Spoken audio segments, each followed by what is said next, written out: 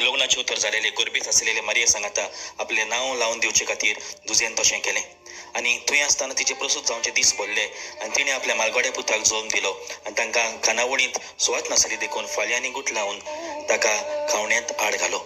त्याच खेड्या गांवांत रात पारो करून गवळी आपले हिण राखताले आनी अवचितूच देवदूत तांचेर शिव बोजालो आनी देवाचें तेज तांचे भोंवती परजळ्ळें आनी ते भिवून थरथरले. पूण देवदूतान ताका म्हणलें, भिवू नाकात, पळयात मोठो संतोश भोगता तसली बरी खबर हांव तुमकां हाडटां आनी होच संतोश सगळे पुर्चेक भोगतलो. तर आज दाविदाच्या नगरांत तुमकां एक सरवणनार जल्मला, तो क्रिस्त सोमी, आनी तुमकां कोणाहीच फाल्यां आनी गुट लायलोलो आनी खावण्यांत न्हिदलोलो एक बाळूक मेळटलो.